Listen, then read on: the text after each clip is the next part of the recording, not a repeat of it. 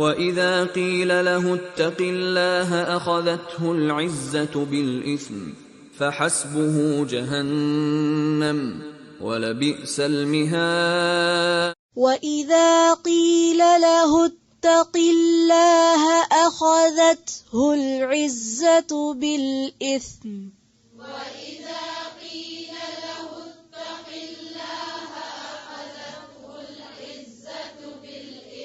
أخذته العزة بالإثم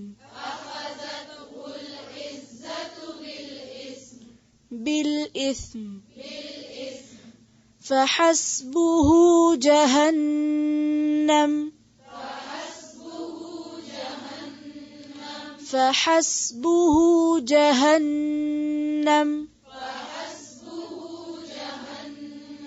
وَلَبِئْسَ الْمِهَادُ.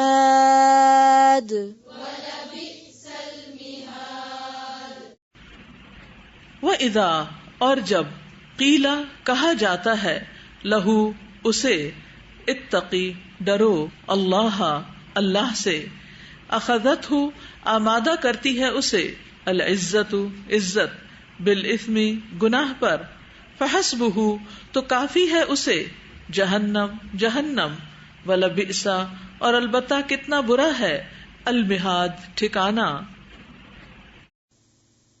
وَإِذَا قِيلَ لَهُ اور جب اس سے کہا جاتا ہے، کون کہتا ہے اس کو؟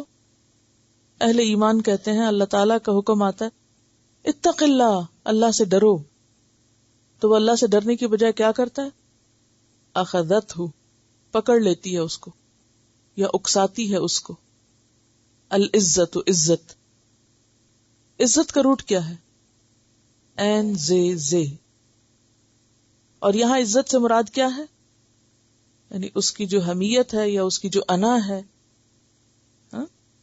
اس کی جو اکڑ ہے اور جو تکبر ہے، یعنی یہاں عزت سے مراد کیا ہے؟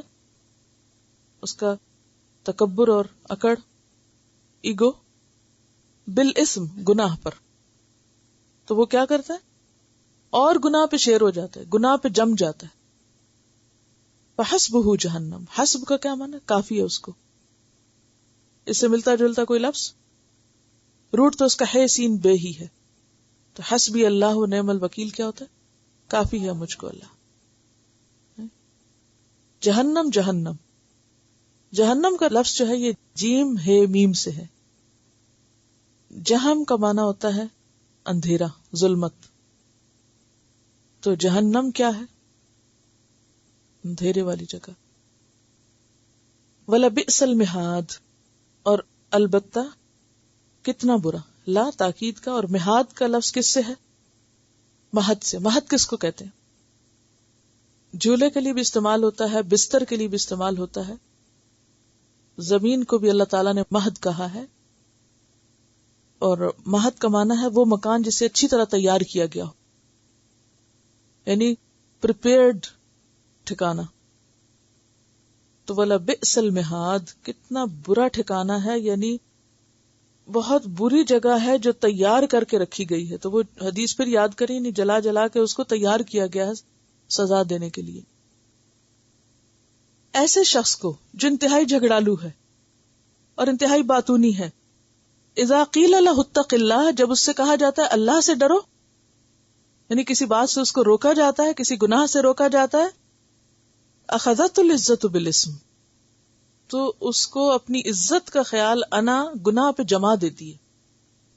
یعنی اس کا غرور اور انانینت جو ہے وہ اسے بات سننے نہیں دیتا. حالانکہ آپ دیکھیے قرآن پاک میں اللہ تعالیٰ نبی صلی اللہ علیہ وسلم سے فرماتے یا ایھا النبی اتق اللہ. اللہ کے رسول سے فرمایا جا رہا ہے اتق اللہ. اور کوئی عام انسان اگر اس سے کوئی کہے اللہ سے ڈرو اور وہ کہے تم کون ہوتے ہو مجھے کچھ کہنے والے، جاؤ اپنا کام کرو، اور جواب میں روڈ ہو یا بدتمیزی سے بات کرے کہ مجھے مت تم نصیحتیں کرو اللہ سے ڈرنے کی، تم خود ہی ڈر لو، ایسے شخص کے لیے کیا فرمایا؟ فحسبہ جہنم، اس کے لیے جہنم ایک ٹھکانہ کافی ہے جو اس کی ساری انا کو توڑے گا. ابن مسعود کہتے ہیں گناہوں میں سب سے بڑا گناہ یہ ہے کہ کسی شخص کو اللہ کا نام لے کر ڈرنے کے لیے کہا جائے اور وہ کہے جاؤ اپنا کام کرو، علیک بنفسک.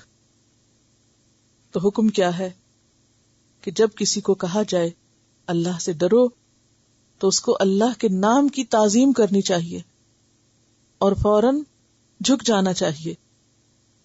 حضرت عمر رضی اللہ تعالیٰ عنہ جنہوں نے روم و ایران فتح کیا تھا، ان سے کہا گیا اللہ سے ڈرو تو انہوں نے زمین پہ اپنا گال رکھ دیا، مٹی پہ اپنے آپ کو رکھ دیا. کہ اللہ سے ڈرنے کی بات تو بہت بڑی بات ہے، اس سے کون انکار کر سکتا ہے سوائے اس کے جو متکبر ہو.